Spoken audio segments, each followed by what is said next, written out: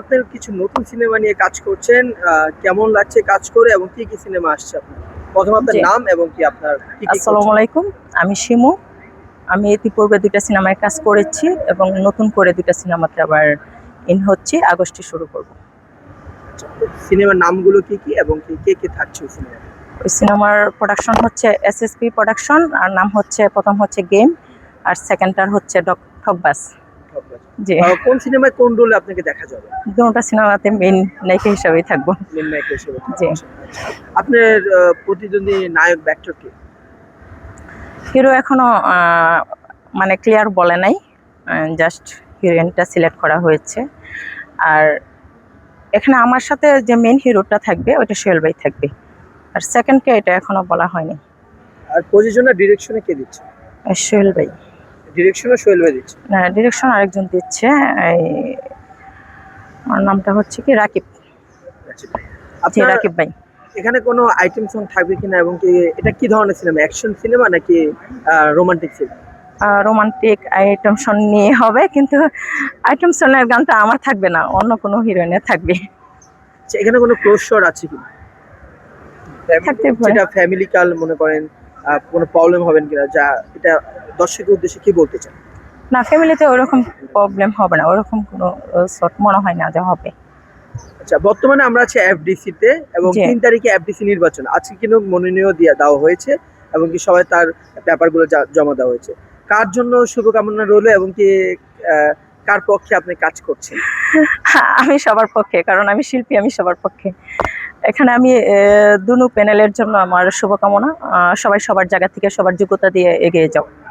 স্বতন্ত্রের জন্য, স্বতন্ত্র প্রার্থী যারা রয়েছে তাদের জন্য কি বলবো? সবার জন্য শুভকামনা, সবাই সবার জায়গা থেকে এগিয়ে যাও, এটাই আমি চাই, কারণ সবাই তো শিল্পী। আপনি কি এবার ভোটার দিতে পারবেন কিনা বা না, কবে থেকে ভোট দিবেন? আমরা কবে আগামী থাকবো বছর। ভোটে?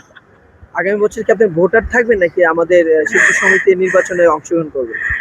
ইনশাল্লাহ যদি বেঁচে থাকি তাহলে অংশগ্রহণ করব। আচ্ছা আচ্ছা। তো আপু আপনার বর্তমানে আপনার ফ্যামিলিতে কে কে আছে এবং কি? আমি ফ্যামিলি নিয়ে তো এখন আমি কথা বলতে যাব কেন? এখানে এফবিসি একটা মিডিয়া, আর মিডিয়ার বিষয়ে আপনি কথা বলেন, আমার ফ্যামিলি সেটা আমার পার্সোনাল বিষয়। আমি শুরুতেই বলছি আমার ফ্যামিলি নিয়ে আমি কথা বলবো না, কখনোই মিডিয়ার সামনে ফ্যামিলির বিষয়ে কথা বলবো না। না, কালকে তো বাবা দিবস গিয়েছিল আমরা থাকুক, জানি। বাবা তা কোনো আপনার দিবস হয় না। বাবা আর মা এটা প্রতিদিন, প্রতি মুহূর্ত, প্রতি সেকেন্ডে, এটা কখনো দিবস বলা হয় না। আমি মনে করি ব্যক্তিগতভাবে এটা যাদের ইচ্ছা বাবাকে নিয়ে দিবস করে, মাকে নিয়ে দিবস করে, কিন্তু এটা কিন্তু আসলে আমার দৃষ্টিতে এটা সঠিক না। কারণ বাবা মা তো প্রতিনিয়ত, প্রতি সেকেন্ডে বাবা মা, কারণ বাবা মা জন্মদাতা, তাদের কারণে আমরা পৃথিবীর আলো দেখি, এটাই স্বাভাবিক। আচ্ছা, আপনি কবে থেকে কাজ করা শুরু হয়েছে এবং প্রথম কোন কাজ দিয়ে আপনি ডেবিউ হয়েছে? আমি প্রথম 19 সালে কাজ করছি রোহিঙ্গা সিনেমাতে, ডায়মন্ড মারিক ছিল পরিচালক, এটা সরকার অনুদান সিনেমা ছিল। সেকেন্ড 23 সালে আমি একটা সিনেমায় কাজ করছি, সত্যি থেকে মুক্তি, প্রিয়াঙ্কা গ্রুপের চেয়ারম্যান সজল ভাই। আচ্ছা, এছাড়া আপনি মডেলিং বা আপনার নাটক কোনো হয়েছে কিনা বা করেছেন নাটক কিনা? করেছি, নাটকও করেছি, মোটামুটি ওরকম না। আর নাটকের প্রতি আমার এতটা আগ্রহ নেই। আর মডেলিং? হ্যাঁ, আমি মিডিয়াতে কাজ করেছি, কিছু গানের কাজ করেছি মডেলিংয়ে। আচ্ছা, র্যাম শো থেকে তো অনেকে যারা অ্যাক্ট্রেস আছে তারা হচ্ছে র্যাম শো, মডেলিং, বিভিন্ন টিভি শো ওবিসি করে থাকে। আপনি এই ধরনের কোনো অভিজ্ঞতা আছে কিনা? নো।